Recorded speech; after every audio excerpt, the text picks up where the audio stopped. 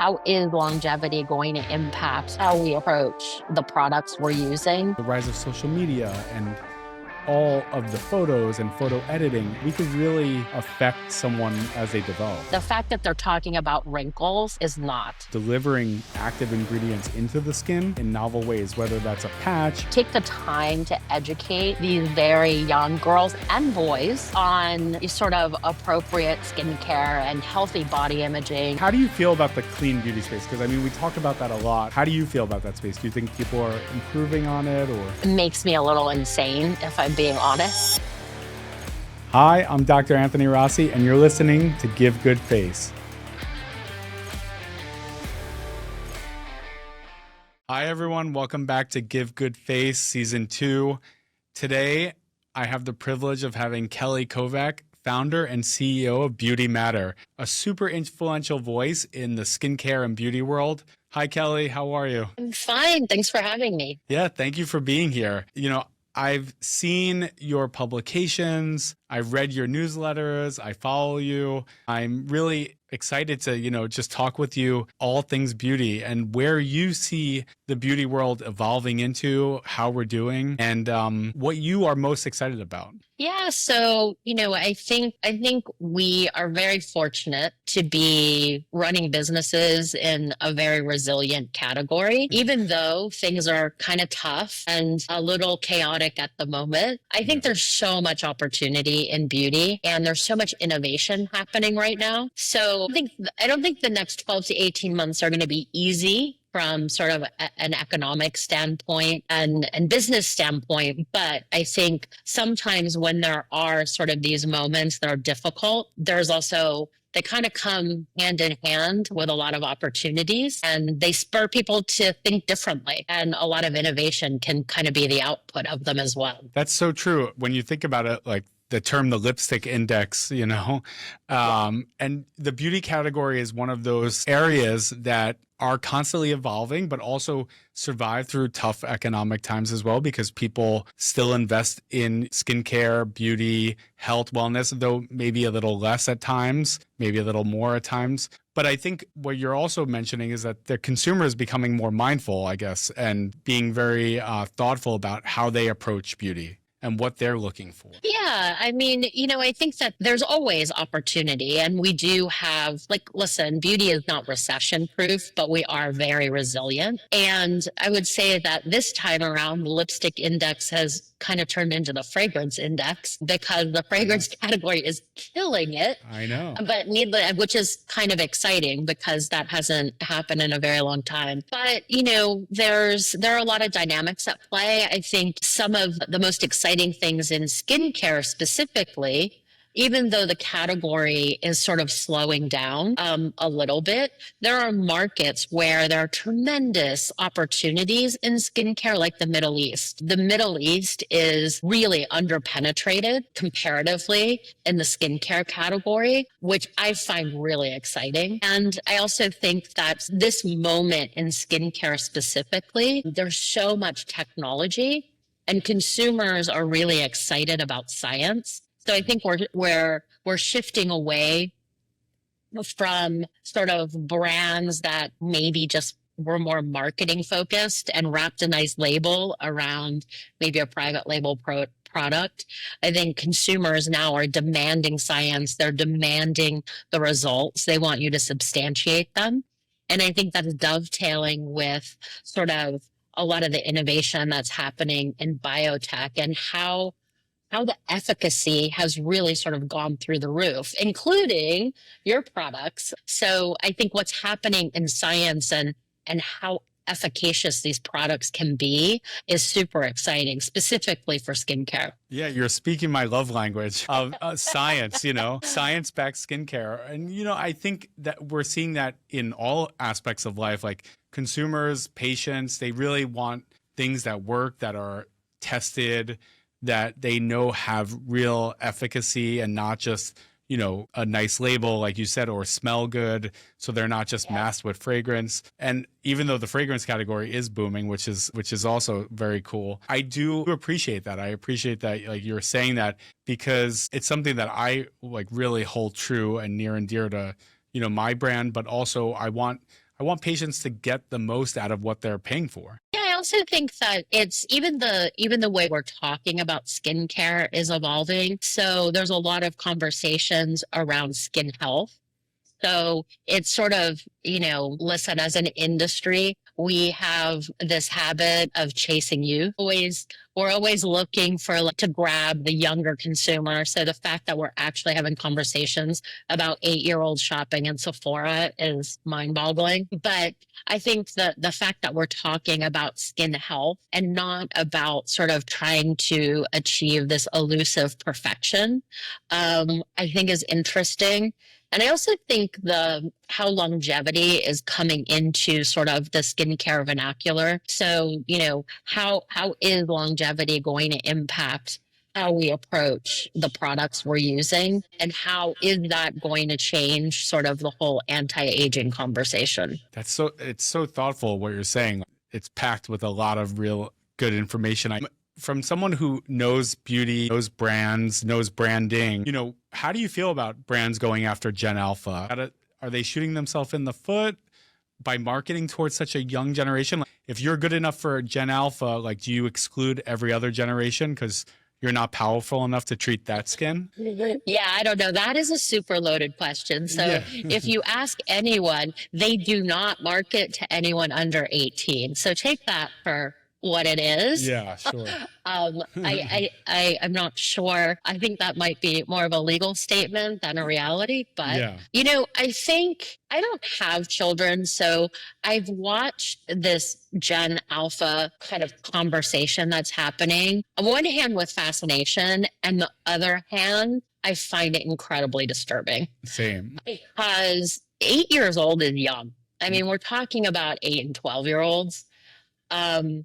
And, so the fact that they're interested in skincare is great. The fact that they're talking about wrinkles is not. Yeah. And I think there is, I think it's a challenge, right? Because in theory, you think, well, let me just build a brand that serves this demographic in a way that's appropriate for them. The problem is they don't want products made for them. They want products that sort of teenagers are using and college kids are using. They don't want products that are made for them. So I think, where I stand on it, I hope as an industry, we take this opportunity to get it right this time and use a little bit of restraint and really take the time to educate these very young girls and boys. Mm-hmm.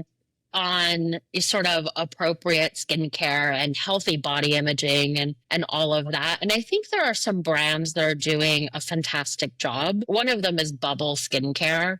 Cool. Yeah. Sai Eisman is a brilliant founder, but she went out to disrupt sort of this younger, not only younger demographic, but sort of making skincare more approachable. But, she is even going as far as putting on the package that, this product is not appropriate for anyone under 18. So she's going sort of a step further, putting it on packaging. It'll be interesting because, we saw it also sort of we're starting to see it with Gen Z, but we're also starting to see sort of the millennials. Now they're older millennials. And so it's what they want now, and the brands they want now are not going to be the brands they want in their teens or in their 30s. So targeting them is a huge opportunity, but they go through life stages. So keeping them, is always a challenge. But these kids are young.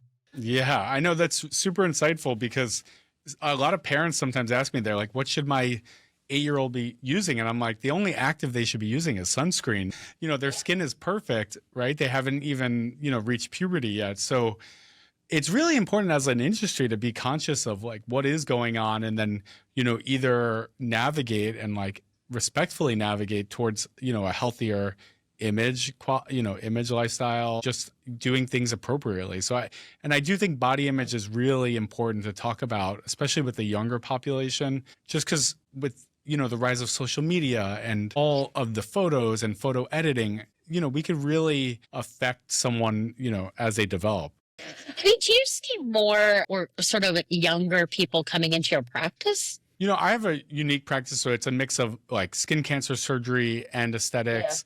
But overall, yes, like the younger millennials, even Gen Zs are really much more aware of this sort of proactive aging or prejuvenation. I had Dr. Hibbler on a couple episodes ago, and we talked a lot about prejuvenation, doing little like tweaks, to help just sort of slow the appearance of the aging process. And while it works and there's good science for it, it's not meant, for the super young, right? Like we want to promote sunscreen, we want to promote healthy lifestyle, but just relying on, beauty tweaks or injectables as a prejuvenation standpoint, we need to be conscious of what age we're starting this.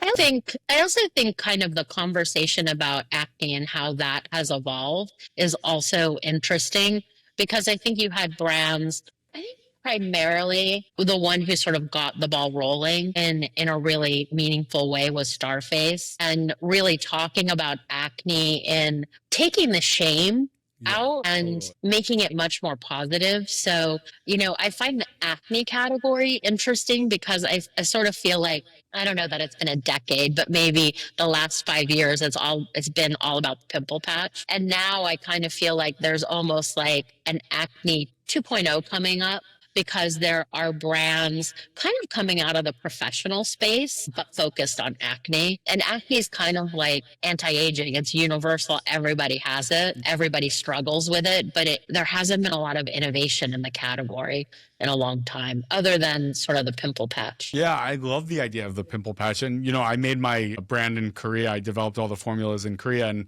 I was seeing people walking around with all types of little patches on their skin way before they even hit here in the States. And I thought it was so cool because it's a way to sort of embrace the treatment of it, but also like, be like confident about it too. Like, hey, yeah, I have a pimple, so what? Because, as a dermatologist, I see people who have really bad acne and their self-esteem is really affected by it. So I think that's a positive change that, we've seen, which is great. Yeah, I agree. And it's a cool technology. Now, there's a lot of interesting technology, like you said, about delivering active ingredients into the skin in novel ways, whether that's a patch or whether that's like sort of a mask or overnight system. That technology is even evolving, and the way people are utilizing it and then habitualizing it is even better. People are really leaning into it, and we don't necessarily need 12 steps. Right. There's a finite, you only need a couple, but just the idea that people are taking the time to do self-care and really honing in on their own system, I think is unique and fun to watch. I also think what's interesting, another category that I find interesting is what's happening in body care, because I honestly thought that it was just kind of a COVID moment. Working in the industry for a long time, if you had body care in your skincare range, it was always a loss leader because the margins were hard and, the sales just weren't there. But then in COVID, it kind of broke through. And I thought, okay, well, we're at home. But it doesn't seem to be dying down. And Ulta and Sephora are making commitments to the category. So I find that really interesting because in the US, we've kind of been like a neck up market.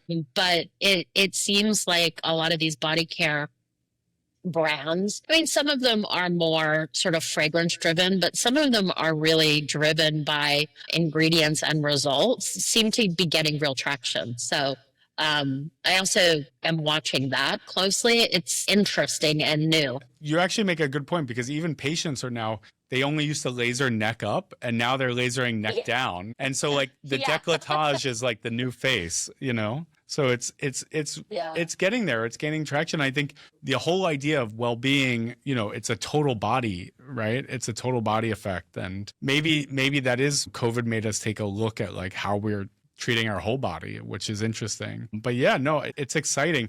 But again, to your point, I think even in the body space, people want ingredients that mean something, right? They just don't want like an emollient or, sort of a cream that's just going to moisturize. They want They want things that have effect, that have actives. Yeah, I actually spoke to a founder yesterday and it was very cool. She was a pastry chef and they're making these bars using chocolate tempering techniques. And they've actually refit chocolate tempering manufacturing equipment to make these bars that are made from butter. It's really, really interesting because first of all, it's not an easy format, because of the melting temperatures and stuff like that. But the fact that they've kind of set up their own manufacturing to create a totally new form, and they're in Sephora. So, and it's on the opposite end of all the innovation we're seeing in biotech. It's real innovation happening sort of in the clean natural space. And she did clinicals too, which is sort of unheard of. That's cool. It's like the artisanal approach to body care. Yeah. Yeah. Yeah. I like that. And how do you feel about the clean beauty space? Because I mean, we talk about that a lot. What we think, what is like a dermatologist thinks about clean beauty. How do you feel about that space? Do you think people are improving on it, or? The whole concept of clean beauty makes me a little insane, if I'm being honest.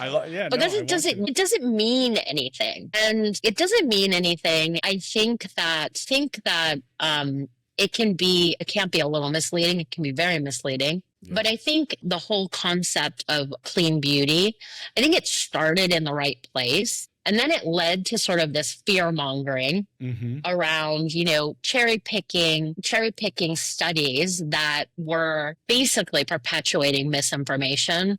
And then they would get picked up sort of in a consumer publication.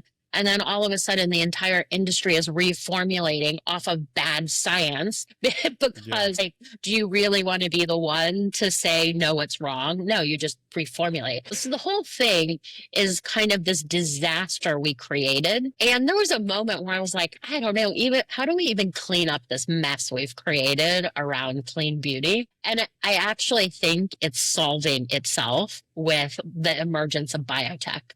Because I mean, it's like you are a doctor, science, like everything is natural. So the conversations it's all marketing related. And I think, it went to a place where I think it actually was not productive for anyone. But I really think like this emergence of kind of citizen scientists and specifically biotech, I think it is kind of quieting down the whole clean conversation, at least in Western markets. And I think the assumption is that formulations are clean. To a certain extent, it's table stakes. However, in other markets like the Middle East and Asia, the concept of clean beauty is still quite a nascent one. So you have kind of e-tailers just focusing on clean beauty in those markets.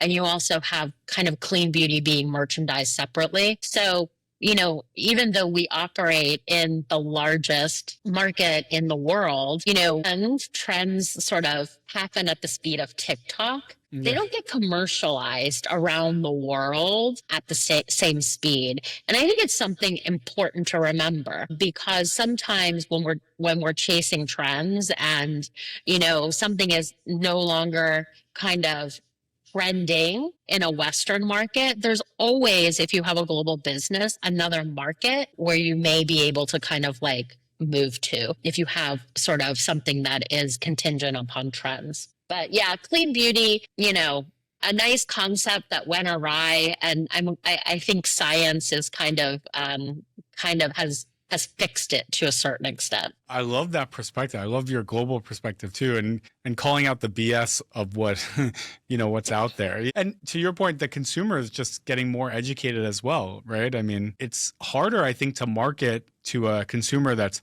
much more educated because you have to really be transparent and real. You do. And I think that think the other thing that is at play now is that there are technology platforms that can actually facilitate transparency throughout the supply chain. They didn't exist 5 years ago. So I think consumers demanding transparency meant that brands were then demanding transparency from their suppliers. And suppliers were always sort of, they would hide behind, that's my IP, I can't share it. And it's like, yeah, no one cares, figure it out. So I think that the fact that the demand is really coming from the consumers. And now you're seeing sort of all the way through the supply chain, packaging down to sort of where ingredients, if they're natural, where they're being harvested from and who's picking them and and how are they being processed.